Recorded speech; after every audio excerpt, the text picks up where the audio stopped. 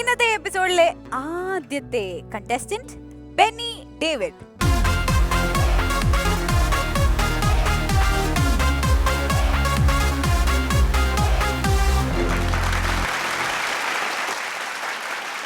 എവിടെ നിന്ന് വരുന്നു? ഞാൻ പത്തനംതിട്ട ജില്ലയിലെ കോന്നി എന്ന സ്ഥലത്ത് നിന്ന് വരുന്നു. കോന്നി. എനിക്ക് തോന്നി നിങ്ങൾ കോന്നിക്കാരനാണെന്നുള്ളത്. അവിടുന്ന് ഈ ദേശാടനം ചെയ്താണോ ഇങ്ങോട്ട് വന്നത്?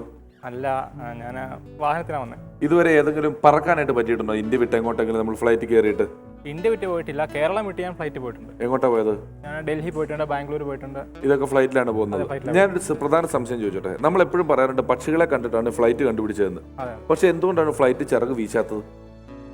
എന്നാൽ ഞാൻ വേറെ സ്വാഭാവികമായ സംശയം ചോദിച്ചോട്ടെ. ആനയുടെ രണ്ട് കണ്ണും ഇങ്ങോട്ടല്ലേ? അപ്പൊ ആന മുന്നോട്ട് നടക്കണമെങ്കിൽ ശരിക്കും ഇങ്ങനെ നടന്നാലല്ലേ ആനയ്ക്ക് നേരെ നടക്കാൻ പറ്റുള്ളൂ? അത് എന്റെ ന്യായമായ ചോദ്യമല്ലേ? ഇനി എന്റെ വേറെ ചെറിയ സംശയം കൂടെ എനിക്കുണ്ട്. നമ്മൾ അന്തരീക്ഷത്തിൽ ആവി നീരാവിയായിട്ട് മേളിട്ട് പോയിട്ടാണല്ലോ മഴ പെയ്യുന്നത്, അല്ലേ? എല്ലാ ദിവസവും ആവി നീരാവിയായിട്ട് പോകണ്ട. പിന്നെ കൃത്യം ജൂൺ 1 തന്നെ എങ്ങനെ മഴ പെയ്യുന്നത്? ആരാണ് പ്രകൃതിക്ക് കലണ്ടർ കൊടുക്കുന്നത്? അല്ല, എനിക്ക് ഇതിനൊക്കെ ഉത്തരം തരും. ഒരുപാട് ചോദ്യം കിട്ടാത്ത ഉത്തരങ്ങൾ പറയോ? ഞാൻ ഇന്ന് അപ്രതീക്ഷ് കുമാർ എന്നാണ് പക്ഷെ എനിക്ക് വേറെ ചോദ്യം കൂടെ ഉണ്ട്. പരസ്യത്തിൽ പേഷ്യന്റെ പരസ്യത്തിൽ കാണിക്കുന്ന ഡെന്റിസ്റ്റ് എന്തിനാണ് സ്റ്റെതസ്കോപ്പ് വെച്ചിരിക്കുന്നത്? പല്ലിൽ ഇത് വെച്ച് നോക്കേണ്ട കാര്യമില്ലല്ലോ. ഇതിന് 3 ചോദ്യങ്ങൾക്ക് ആർക്ക് ഉത്തരം തരാം? എന്തിന് ഡെന്റിസ്റ്റ് സ്റ്റെതസ്കോപ്പ് വെക്കുന്നു പരസ്യത്തിൽ? പറയൂ. അതായത് പല്ലെടുക്കാൻ പോകുന്ന ആളാണ് ഡെന്റിസ്റ്റ് എന്ന് പറയുന്നത്. ആള് എത്ര ഹാർട്ട് ബീറ്റ് ഉണ്ടെന്ന് അറിയാൻ വേണ്ടി, അതായത് പല്ലെടുക്കാൻ വേദന എത്ര സഹിക്കാൻ പറ്റുമെന്ന് അറിയാൻ വേണ്ടി. ആൾ തട്ടിപ്പോന്ന് അറിയണ്ടേ? ഹാർട്ട് ബീറ്റ് നോക്കിയിട്ടാണോ? അല്ല, എടുത്തു കഴിയുമ്പോൾ അയാൾ ജീവനുണ്ടെന്ന് അറിയാൻ. ശരി, എന്നാൽ നിങ്ങൾ എന്റെ പേസ്റ്റ് തേക്കുമെന്ന് പറയാനായിട്ട് പുള്ളി തരേണ്ട കാര്യമുണ്ട്. അത് ഒരു വെച്ചിട്ട് പറയേണ്ട കാര്യമുണ്ടോ? അതൊന്നും ശരിയല്ല ബെന്നി, ഇതൊന്നും ശരിയല്ല. എനിക്ക് സമൂഹത്തിൽ കുറെ കാര്യങ്ങളുണ്ട്. എനിക്ക് ഇതൊന്നും അത്ര ശരിയായിട്ട് തോന്നുന്നില്ല. എന്റെ സംശയങ്ങൾക്കൊന്നും ഇവിടെ ഉത്തരം കിട്ടുന്നില്ല. ബെന്നിയുടെ സംശയങ്ങൾക്ക് ഇവിടെ ഉത്തരം കിട്ടും. ബെന്നി എന്താ ജോലി? ഞാൻ ഇലക്ട്രിക്കൽ എഞ്ചിനീയർ ആണ്. ഇലക്ട്രിക്കൽ എഞ്ചിനീയർ ആണ് അല്ലേ? ഫേസ് ന്യൂട്രൽ എല്ലാം കൃത്യമായിട്ട് തിരിച്ചറിയുന്ന ഒരു മനുഷ്യനാണ്. കൃത്യമായിട്ട് അറിയാൻ പറ്റും. ഇന്ന് നമ്മുടെ ചോദ്യങ്ങളിൽ അതിന്റെ പ്രതിഫലനങ്ങൾ നമുക്ക് കാണാൻ സാധിക്കണം. ആരും റെഡി? എന്താണ് AC എന്ന് പറഞ്ഞാൽ ആൾട്ടർനേറ്റീവ് കറന്റ്, DC ആണ് ഡയറക്റ്റ് കറന്റ്. അല്ല, ACDC എന്ന് പറയുന്നത് വളരെ ഫേമസ് ആയിട്ടുള്ള ഒരു ബാൻഡാണ്, റോക്ക് ബാൻഡ്. ഒരിക്കലും AC എന്ന് പറഞ്ഞാൽ അസിസ്റ്റന്റ് കമ്മീഷണർ, DC എന്ന് പറഞ്ഞാൽ ഡെപ്യൂട്ടി കമ്മീഷണർ. ഓക്കേ, നീങ്ങുന്നോളൂ. അടുത്ത കണ്ടസ്റ്റന്റ് ഷെലിൻ ചെറിയാൻ.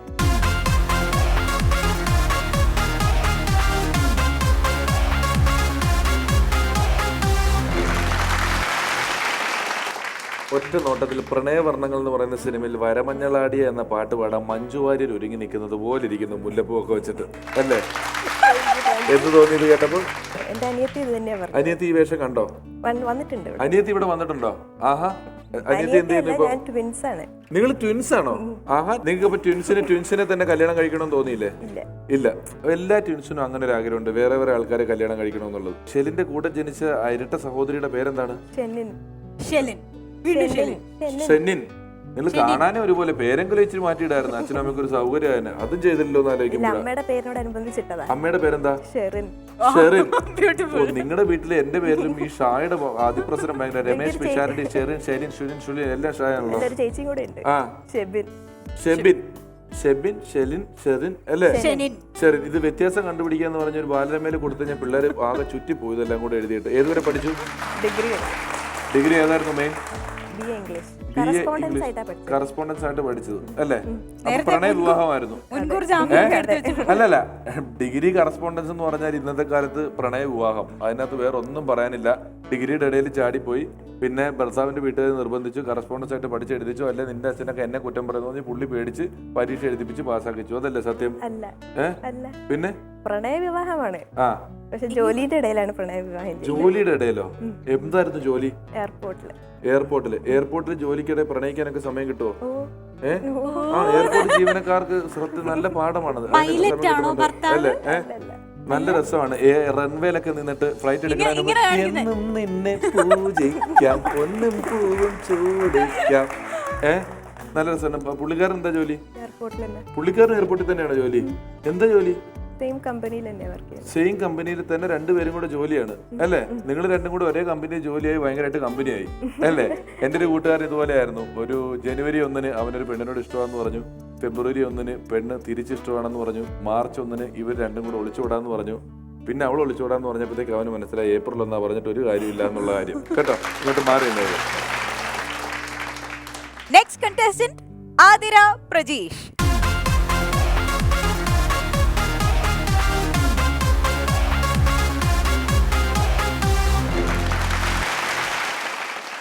ആതിര പ്രജീഷ്.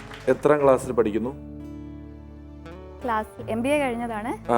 പിന്നെ MBA കഴിഞ്ഞിട്ട് ഇപ്പൊ 3 വർഷമായി. വിവാഹം കഴിഞ്ഞിട്ടോ? 1.5 വർഷം. 1.5 വർഷം അല്ലേ? ഭർത്താവ് എന്ത് ചെയ്യുന്നു?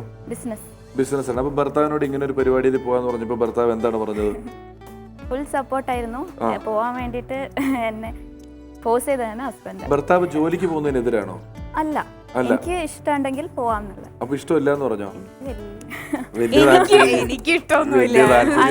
അല്ല, ഈ ഇപ്പൊ കുറെ പെൺകുട്ടികളെ എനിക്ക് സ്വന്തം കാലിൽ നിൽക്കണം, എനിക്ക് ജോലിക്ക് പോകണമെന്നൊക്കെ പറയാറുണ്ടല്ലോ. സത്യത്തില് പെണ്ണായ പിന്നെ കാര്യം രക്ഷപ്പെട്ടു. സമ്പാദിച്ചില്ലെങ്കിൽ ആരും ഒന്നും ചോദിക്കുകയില്ല, സുഖമായിട്ട് വീട്ടിൽ രാവിലെ തൊട്ട് വൈകുന്നേരം വരെ ഇരിക്കുകയും ചെയ്യാം.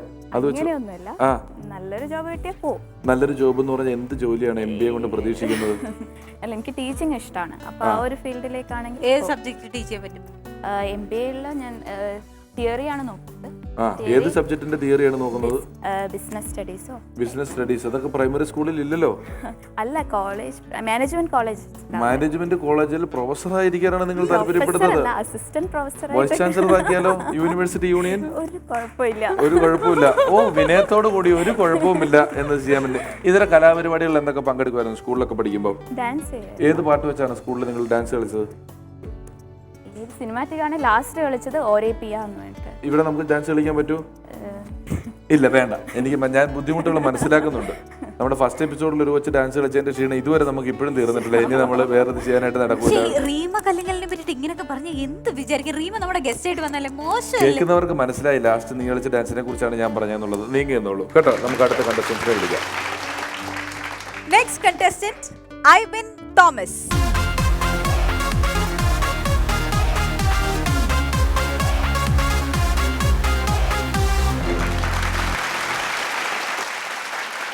ഒറ്റ ഓഫർ.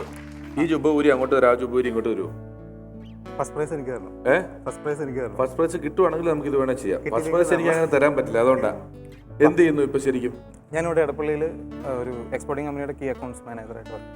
എക്സ്പോർട്ടിംഗ് കമ്പനിയുടെ കീ അക്കൗണ്ട്സ് മാനേജർ. അപ്പോൾ നമ്മൾ ഈ വിദേശ വിനിമയം കൂടുതലായിരിക്കും അല്ല? എല്ലാം ഡോളറിലായിരിക്കും നിങ്ങൾ കൺവേർട്ട് ചെയ്യുന്നത്? തീർച്ചയായും. ഇന്നിപ്പോ ഒരു ഡോളറിന് എത്ര രൂപയുണ്ട് ഇന്ത്യൻ മണി? കിലോ 450. കിലോ 450 രൂപ. തൊണ്ടോട് കൂടിയാണെങ്കിലോ? അപ്പൊ തൊണ്ട് കളഞ്ഞോ? 500 രൂപ. ക്വിന്റലിന് എത്ര കിട്ടും? ക്വിന്റലിന് കൊടുക്കുന്നവരായിരിക്കും. അവിടുത്തെ റീറ്റെയിൽ മാർക്കറ്റിൽ എത്ര വരെ കൊടുത്താൽ നമുക്ക് ഇത് ലാഭം കിട്ടും? അത് കൊടുക്കുന്നതിന്റെ ഇതുപോലെ കഴിവുപോലെ മാത്രമേ നമുക്ക് ഇത് വിൽക്കാനേ പറ്റുള്ളൂ അല്ലേ? എന്നാ $10 എന്ന് പറഞ്ഞൊന്ന് വിറ്റ കേട്ട് നോക്കട്ടെ. $10 കൊള്ളാം. നല്ല കച്ചവടം. ഈ കച്ചവടക്കാർക്കും ചെറിയ ചെറിയ അഭിമാനങ്ങളുണ്ട്. ഞാൻ ഐബിന്റെ ആ ഒരു ലുക്കും ആ ഒരു ഗ്ലാമറൊക്കെ കണ്ടപ്പോ ഒരിക്കലും വിചാരിച്ചില്ല കേട്ടോ ഇത്ര ഒറിജിനാലിറ്റിയോടുകൂടി ഇങ്ങനെയൊക്കെ വിളിച്ചു പറയുന്നല്ലോ. പുള്ളി നമ്മളോട് ഇങ്ങനത്തെ പരിപാടി വരുമ്പോ ആരാ പറയാത്തത്? എടപ്പള്ളിയിൽ എക്സ്പോർട്ട് കമ്പനിയിൽ അക്കൗണ്ടൻസ് ആണെന്നൊക്കെ ശ്രദ്ധിച്ചു നോക്കിയാൽ റോഡിന്റെ സൈഡിൽ ഓറഞ്ച് കിലോ 10 നമ്മുടെ ചവിട്ടി കിടന്ന് നമുക്ക് കാണാൻ പറ്റും. ഞങ്ങളുടെ തൃപ്പൂണിത്തുറ RML കോളേജിന്റെ വാതിക്കല് തണ്ണിമത്തങ്ങയുടെ കടയ്ക്ക് മാത്രം കട വേണ്ട, അതറിയാലോ. ഓറഞ്ചിനൊക്കെ ഒരു കട വേണമല്ലോ. തണ്ണിമത്തങ്ങ റോഡിന്റെ മുകളിൽ കരിങ്കല്ല് ഇറക്കിയേക്കുന്ന ഒരു ലോഡ് ഇറക്കിയിട്ട് ഒരു ടേബിളിൽ കസേര ഇട്ടിട്ട് ഒരുത്തനെങ്കിൽ ഒന്നിച്ചിരിക്കും. അങ്ങനെയുള്ള ഒരു കസേരയും ടേബിളും ഒരാൾ മാത്രമേ ഉള്ളൂ. അപ്പോൾ RML കോളേജ് വിട്ടിട്ട് പെണ്ണുങ്ങൾ ഇങ്ങനെ നിറച്ച് നിൽക്കുക. അതിന്റെ തൊട്ടടുത്തൊരു തണ്ണിമത്തങ്ങ കച്ചവടക്കാരുണ്ട്. ഒരു ലോഡ് തണ്ണിമത്തങ്ങ ഇറങ്ങിയിട്ടുണ്ട്. 500 തണ്ണിമത്തങ്ങ കൂട്ടിയിട്ടിട്ട് ഒരു പ്ലാസ്റ്റിക് കസേര ഒരു ടേബിളുമായിട്ട് വരും. ആരെങ്കിലും വന്നാൽ ഇവൻ തണ്ണിമത്തങ്ങ എടുത്ത് കാറിന് ഡിക്കിയിലോട്ട് വെച്ച് കൊടുക്കും, കാശ് മേടിക്കും. ഇങ്ങനെ പുള്ളിയുടെ പരിപാടി. അപ്പോൾ പുള്ളി ഇങ്ങനെയൊക്കെ പെട്ടെന്ന് ഒരു കാറുകാരൻ വന്ന് നിർത്തിയിട്ട് ചേട്ടാ വാട്ടർമെലൻ ഉണ്ടോ എന്ന് വിളിച്ചു ചോദിച്ചു. പെട്ടെന്ന് ഒരു സെക്കൻഡത്തേക്ക് പുള്ളിക്ക് തണ്ണിമത്തങ്ങയുടെ ഇംഗ്ലീഷ് വാട്ടർമെലൻ എന്നുള്ളത് പുള്ളി മറന്നുപോയി.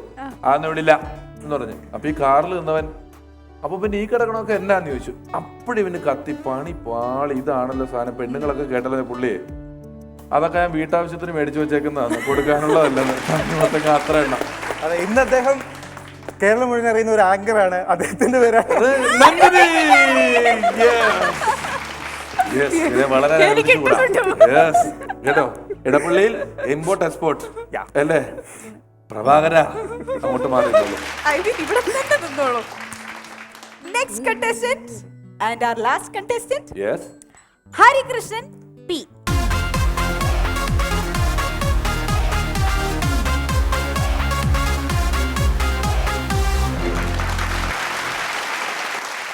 ഹരികൃഷ്ണൻ സിനിമയിൽ മമ്മൂട്ടിയാണോ ഹരി, മോഹൻലാലാണോ ഹരി? മമ്മൂക്ക. നന്ദിനി? മമ്മൂക്ക ഹരി, കൃഷ്ണൻ ലാലേട്ടൻ. തെറ്റാണ് രണ്ടുപേരും പറഞ്ഞത് അല്ലേ? ഏനെ? മമ്മൂട്ടി ഹരി, ലാലേട്ടൻ കൃഷ്ണൻ. മാറ്റി പറയാൻ ഉദ്ദേശിക്കുന്നുണ്ടോ?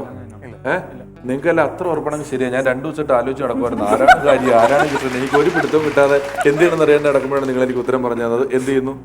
ഞാൻ ഡിഗ്രി കഴിഞ്ഞത്. ഡിഗ്രി ഏതായിരുന്നു മെയിൻ? ഞാൻ മ്യൂസിക്കായിരുന്നു. Degree music.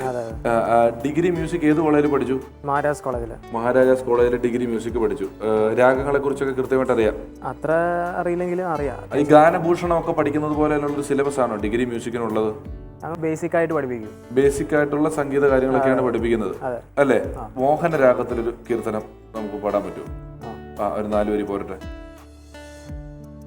നിന്നു കോരി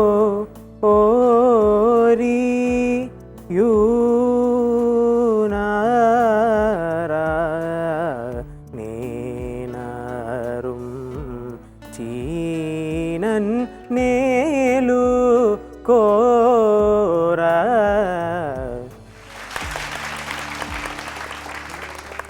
ഗംഭീരമായി. ഈ മത്സരത്തിൽ വിജയിക്കട്ടെ എന്ന് ഹൃദയപൂർവ്വം ആശംസിക്കുന്നു. പണ്ടെടുത്ത ഹാർമോണിയം വായിച്ച പാടിയ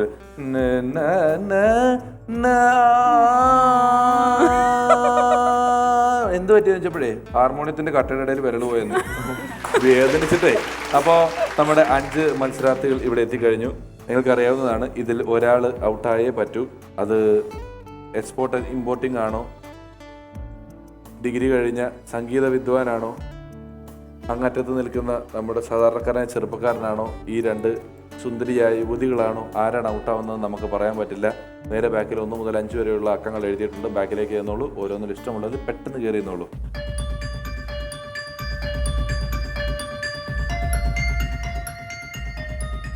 നന്ദിനി, ഇവർക്കുള്ള സ്ലേറ്റ് പെട്ടെന്ന് കൊടുത്തോളൂ.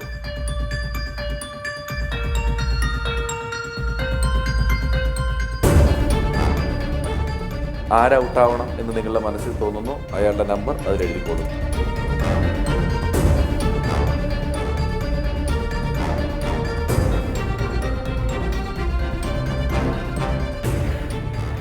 One, 2, 3.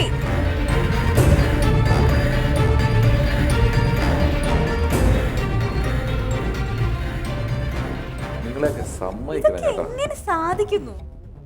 ഐബിനെ യെസ്, ഇങ്ങ് വാ.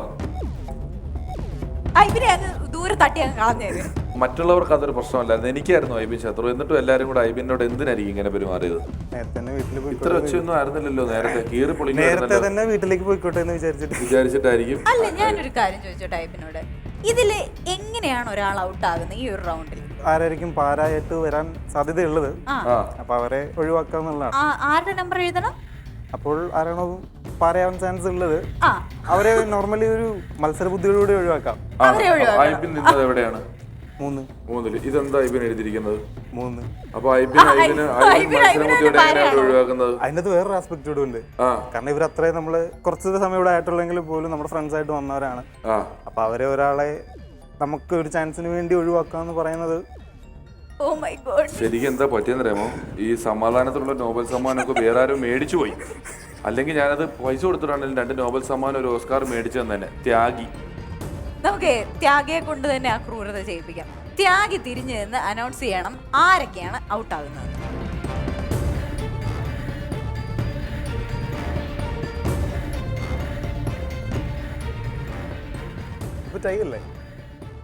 ആര് തമ്മിൽ? Number 1 and number 4. Number 1 and number 4 തമ്മിൽ ടൈ ആണ് അല്ലേ? നമ്പർ 1ഉം നമ്പർ 4 മാത്രം ഇറങ്ങി നിൽക്കുക. ബാക്കി എല്ലാവരും അവനവൻ്റെ പ്രസംഗ പീഠങ്ങളിലേക്ക് പോയിക്കൊള്ളുക. എപ്പോഴെല്ലാം ടോണി സ്റ്റാർ ഹോം മിനിസ്റ്ററിൽ ടൈ വരുമ്പോഴൊക്കെ മറ്റൊരാൾ പ്രത്യക്ഷപ്പെടും. അയാളുടെ പേരാണ് പുരുഷു. പുരുഷു നിങ്ങളുടെ ഭാഗ്യമാണ് പരീക്ഷിക്കുന്നത്. ഇതിനകത്ത് നിങ്ങളുടെ കഴിവ്, ബുദ്ധി, പ്രാപ്തി ഇതിനൊന്നും യാതൊരു പ്രസക്തിയുമില്ല. ആർക്കാണോ ഭാഗ്യം അയാൾ ജയിക്കും. പുരുഷു നിങ്ങൾക്ക് 2 ചിത്രങ്ങൾ കാണിച്ചു തരും. ആ ചിത്രങ്ങളിൽ ഒന്ന് സെലക്ട് ചെയ്യുക. ഒരെണ്ണത്തിന് ബാക്കിൽ ഇന്നെന്നും മറ്റൊന്നിന് ബാക്കിൽ ഔട്ട് എന്നും എഴുതിയിട്ടുണ്ട്. ഔട്ട് കിട്ടിയാൽ ഔട്ടാകുന്നു, ഇൻ കിട്ടിയാൽ ഇന്നാകുന്നു. സിമ്പിൾ ലോജിക്കാണ്, വൻ ഭാഗ്യമാണ്. ബാക്കിലുള്ള ചിത്രങ്ങൾ 2 പേരും ചെറുതായിട്ട് മുഴുവൻ പുറത്തോട്ട് തിരികെ അതൊന്ന് കണ്ടോളൂ. കണ്ടല്ലോ, ഇതിലൊന്നിന് പുറകിൽ ഇന്നാണ്, ഒന്നിന് പുറകിൽ ഔട്ടാണ്. അതിൽ ആരുടെ പുറകിലാണ് ഇന്ന്, ആരാണ് ഔട്ടെന്ന് നമുക്കിപ്പോൾ പറയാറായിട്ടില്ല. ആരാദ്യം തിരഞ്ഞെടുക്കണമെന്ന് നിങ്ങൾ തമ്മിലൊരു ധാരണയിലെത്തിയാൽ എൻ്റെ ജോലി കുറച്ച് കുറയും. ആരാദ്യം തിരഞ്ഞെടുക്കണം നിങ്ങളിൽ? സെലക്ട് ചെയ്തോ? Ladies first. ലേഡീസ് ഫസ്റ്റ് എന്നാണോ? എന്നാ നിങ്ങൾ തന്നെ എടുക്കുക. എന്നാ നോക്കിയിട്ടുള്ള കാര്യമുള്ളൂ. സുരേഷ് ഗോപി. സുരേഷ് ഗോപി. ആദ്യം നോക്കി വെച്ചിരുന്ന സുരേഷ് ഗോപി. സുരേഷ് ഗോപി. ഞാൻ അപ്പോഴേ പറഞ്ഞല്ലേ, സുരേഷ് ഗോപി ഒരു ദേഷ്യക്കാരനാണ്. മമ്മൂട്ടിനെ കിട്ടിയത് ദുഃഖമുണ്ടോ? സുരേഷ് ഗോപിയായിരുന്നു വിചാരിച്ചത്. രണ്ടുപേർക്ക് സുരേഷ് ഗോപിയാണ് താല്പര്യം. അല്ല മമ്മൂക്കിക്ക് എന്താ പ്രശ്നം? അല്ല, ഒരാൾ സുരേഷ് എടുക്കട്ടെ, മറ്റേ ഗോപി എടുക്കട്ടെ. മമ്മൂക്കിക്ക് എന്താ പ്രശ്നം? ഒരു പ്രശ്നമില്ല. പിന്നെ എന്തുകൊണ്ട് മമ്മൂട്ടി ഇത് വീട്ടിലിരുന്ന് മമ്മൂക്ക് കണ്ടോണ്ടിരിക്കുകയാണെങ്കിൽ അദ്ദേഹത്തിന് മനസ്സ് വേദനിക്കില്ലേ? ഔട്ടായാലും മനസ്സ് വേദനിക്കും. അതിപ്പോ ആരാ പറഞ്ഞത് ഇത് ഇന്നലെ ഔട്ട്, ആരുടെ മുതലെന്ന് എങ്ങനെ നമുക്ക് അറിയാൻ പറ്റും?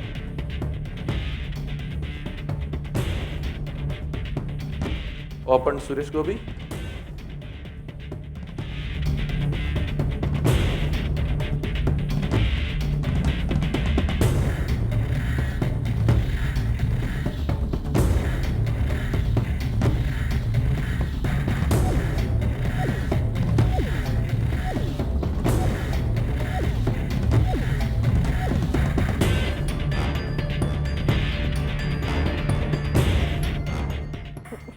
What a bombastic explosion, such a terrific discourse. എനിക്ക് പിന്നെ ആദ്യം അങ്ങ് പറഞ്ഞു കൊടുക്കും എന്താ What? This സംഭവിച്ചത്. is cheating. How? How? First റൗണ്ടിൽ തന്നെ ഇങ്ങനെ ഒരു ലക്കിന്റെ base. This is not cheating. This is simply a law. അപ്പൊ ഹരികൃഷ്ണൻ എല്ലാം മനസ്സിലായല്ലോ അല്ലേ? ഹരികൃഷ്ണൻ ഇതാ എന്താ ഹരികൃഷ്ണ, ഈ കുട്ടി ഔട്ടായി. ഇനി ഈ കുട്ടിക്ക് വേണ്ടി ഒരു പാട്ട് പാടി കൊടുക്കാമോ? റംസാനിലെ ചന്ദ്രികയോ രജനീഗന്ധിയോ അറബി പെൺകൊടി അഴകിൻ പൂങ്കൊടി ആരു നീ ആരു നീ ആരു നീ റംസാനിലെ ചന്ദ്രികയോ. നല്ല സെറ്റ് സാരി മുല്ലപ്പൂ എടുത്ത പെണ്ണിനെ നോക്കി അറബി പെൺകൊടി അരവി പൂങ്കൊടി ആരു നീ. ആതിരെ പറയൂ, എന്ത് ചെയ്യും നമ്മള്? എന്ത് ചെയ്യാനാ? ആതിരെ എവിടുന്നാ വന്നത്? കാലിക്കറ്റ്. കാലിക്കറ്റിൽ നിന്ന് വന്നതാണ്. ഫസ്റ്റ് റൗണ്ടിൽ തന്നെ ഇതായത് ഈ കളിയുടെ ഒരു നിയമം മാത്രമാണ്. ഞങ്ങളോട് സ്നേഹപൂർവ്വം പൊറുക്കണം. താങ്കൾ അവിടെ പോയി നിൽക്കൂ, ചെന്ന് നിന്നോളൂ. എല്ലാവരോടും ഓൾ ദ ബെസ്റ്റ്. നിങ്ങളുടെ നമ്പർ എഴുതിയ രണ്ടുപേരോട് എന്തെങ്കിലും പറയാനുണ്ടോ? അതിനൊരു പോസിറ്റീവ് സൈഡ് ഉണ്ട്. ആ, ഞാൻ ഇന്നായാൽ പെർഫോം ചെയ്ത് അവരെ തോപ്പിച്ചു. അതിന് ഇനിയും ബുദ്ധിമുട്ടിക്കണ്ട. അതിനേക്കുള്ള സമ്മാനങ്ങൾ കൊടുക്കും.